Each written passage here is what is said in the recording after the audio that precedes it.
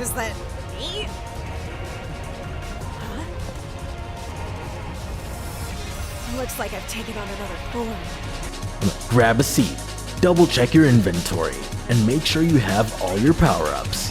This is Heart Talks Games on Pilaf Entertainment. Once again, you fools have been tricked. It's a fake Pilaf.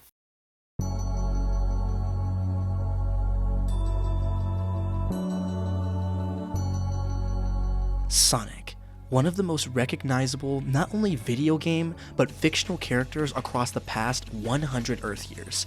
He is now entering his 35th anniversary, and I gotta say, I think I know what the start of a renaissance looks like. Sega has been on a bit of an upward turn since the announcement of the revamped properties a few years ago, and Sonic is in a great position. I would say one of the best positions in a long time. Sonic Frontiers was a huge step in the right direction with the mainline games. Sonic Racing Cross Worlds is an amazing game, and for the first time, a Sonic kart racer is rated higher than Mario Kart. Then of course, Sonic X Shadow Generations being an amazing remaster and expansion of the original game. But what's next with the series? With the 35th anniversary coming up, I'm very interested in seeing what game Sega has lined up for possibly Sonic's biggest birthday ever. Well, what if it wasn't Sonic related at all? Sonic has a very, very large cast of characters. This is pretty much common knowledge at this point. And other than a handful of games, none of them have ever really gotten the spotlight from a mainline perspective. I've been getting into the IDW comics, and that's kind of what inspired the video. And a cool announcement. But before we can get into some quick ideas, let's look at the mainline titles that didn't include the fastest thing alive.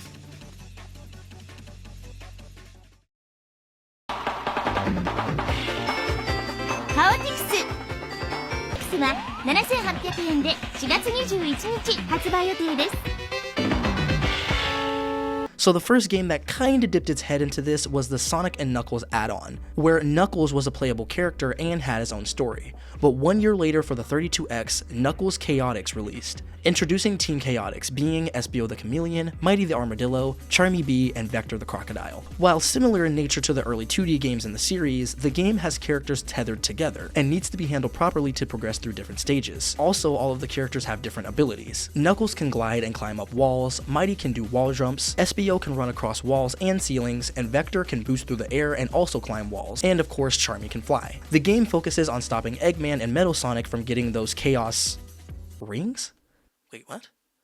Oh, no, wow, okay, it is the Chaos rings. Okay, The game received mixed reviews across the board. I will say, being able to use the power of the 32X, the game looks so pretty. Easily one of my favorite looking games for the Genesis, 32X, and even the Sega CD. This game and its style was a very good way to try to breathe some life into the Sonic series with different characters, music, and of course gameplay style. And believe it or not, there would not be another game where somebody else would be the star 2D wise, except Tails Adventure and Tails Sky Patrol for the Game Gear in the same year. Sky Patrol was a scrolling shooter where you are of course playing as Tails, but with its poor controls and harsh difficulty, it wasn't received very well. And the other one, Tails Adventure, was a bit of a Metroidvania platformer. It also received mixed reviews mainly because of the similar formula as the other Sonic games, but this was much slower. And in terms of 3D, there wasn't an entry where someone other than Sonic was the main focus. Except...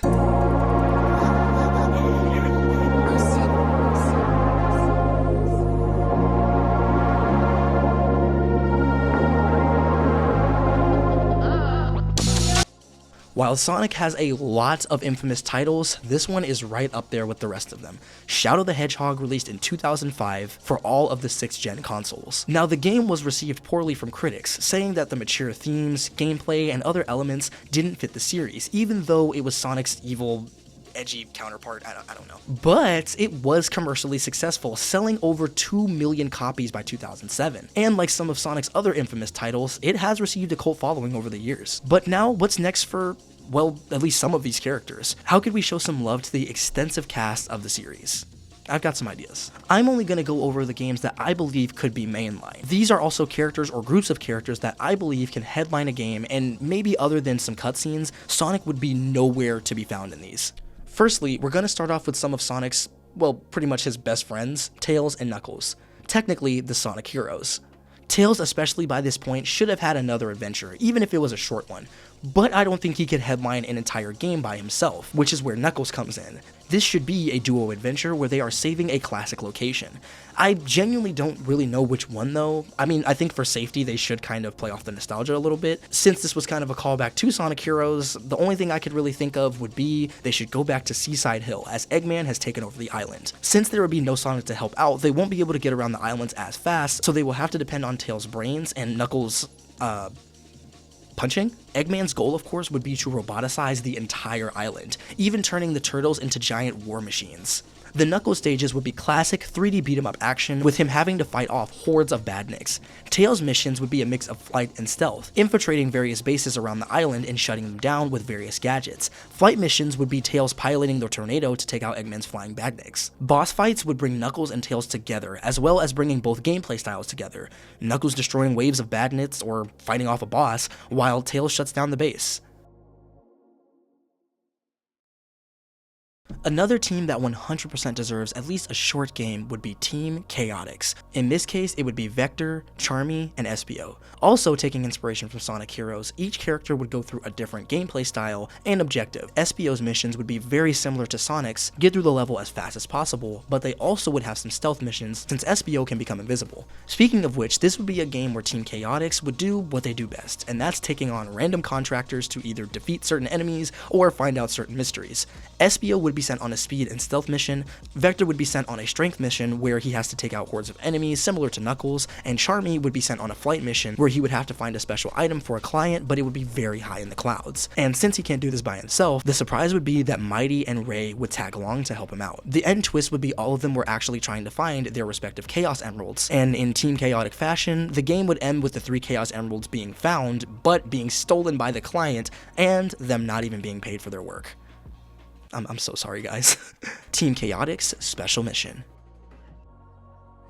Now, there is a character, or I should say characters, that have been exploding in popularity recently. Due to the IDW comics, a number of characters have been introduced that 100% deserve their own games. But if you've been involved in the Sonic community in any capacity over the last few years, you would know that I'm talking about Dr. Starline and Surge the Tenric. Especially herself has absolutely surged in popularity. I'm sorry, it was right there. Now, if you don't want spoilers from the IDW comics, I would suggest that you skip this section, because their game would be based off of the Imposter Syndrome series. Dr. Starline is a scientist who looks up to Dr. Eggman, and this is totally a Thomas Edison and Nikola Tesla situation.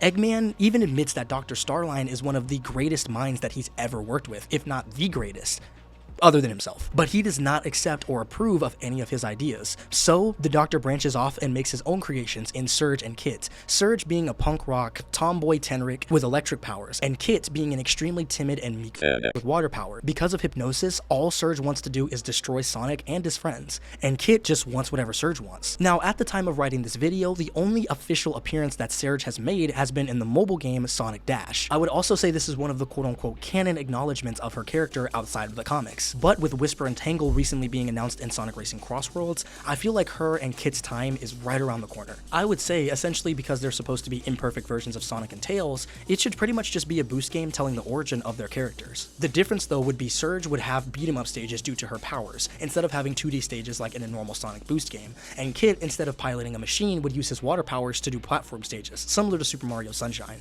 The game shouldn't be too terribly long, as it's just an introduction to these characters, but I feel like it will be such a great start, and if there's anybody that deserves or can carry a solo game, it's definitely her right now. Currently though, if you want to see her in some game appearances, there are amazing mods like Sonic X Shadow Generations, and there are other ones where she's modded into Sonic Venture 2. These are amazing mods to the original games and are fully voiced with spectacular models that pretty much match exactly what I think she would look like in the modern day Sonic art style. You got a boo-boo? Dad. The game would either simply be called Surge the Tenric with a parody cover of Sonic the Hedgehog playing into the Imposter Syndrome title, or it would simply be named Surge and Kitsunami Imposter Syndrome. Lastly, and you all knew it was coming, if there's anyone who deserves another chance at a standalone game, it would be Shadow. And I would say, keep it relatively simple. Other than the story being a little more gritty, and for reference, I don't think it should be fully rated M, but I definitely think they should shoot for a good rated T or so. It would be another platform game telling the story of Shadow. While I don't think they should be focal points in the game, I do believe that Rouge and Omega should make appearances, since they have kind of been portrayed as a package deal since Heroes. There are so many ways that they could go with this. They could do another open world 3D game like Frontiers, but with more fighting elements. They could do another Boost era game, another adventure style game, where basically all of Team Dark has to tell their own stories. There are so many different options. While I'm not sure exactly how the Shadow new game would go, I do definitely believe he deserves another chance at a standalone title. And yeah, that's pretty much it. I just wanted to do a shorter video talking about this because Sonic has such a vast cast of characters with so much personality, especially now with the comics being popular and becoming more popular. Hopefully in the future we see more of these characters being explored because they have the personalities, powers, and traits to carry their own games. And now,